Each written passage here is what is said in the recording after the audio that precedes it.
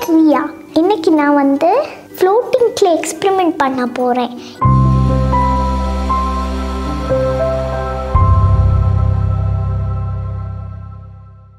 இதுக்கு நம்மளுக்கு தேவையான பொருட்கள் வந்து ஒரு பவுல் வித் வாட்டர், அப்புறம் கொஞ்சம் க்ளே எடுத்துக்கோங்க. ரொம்ப நிறைய இருந்துச்சுன்னா இந்த எக்ஸ்பெரிமெண்ட் ஒர்க் ஆகாது.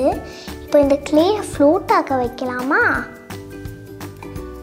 ஃப்ளோட் ஆகலையே. இதை ஒர்க் ஆகியதுக்கு ஒரு வழி சொல்லித்தரவா? நம்ம வந்து நம்மளுடைய பாலை இந்த மாதிரி ஷேப்பில் ஆக்கிக்கலாம். கொஞ்சம் போட்டுக்கு ஷேப்பில் ஆக்கிட்டோன்னா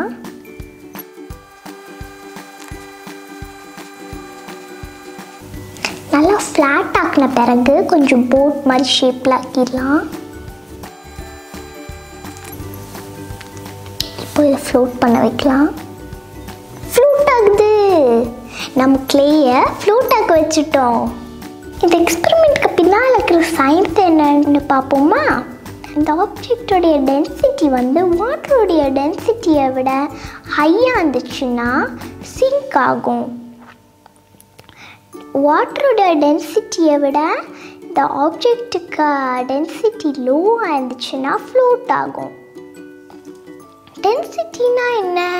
density is equal to mass by volume. நம்ம மாஸ் ஏதாவது சேஞ்ச் பண்ணோமா? இல்லையே, மாஸ் சேமாக தான் இருக்கும். ஆனால் நம்ம வந்து வால்யூமை சேஞ்ச் பண்ணோம்.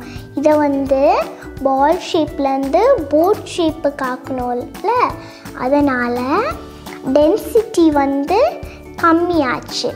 இதனால தான் நம்மளுடைய க்ளே ஃப்ளோட் ஆச்சுது.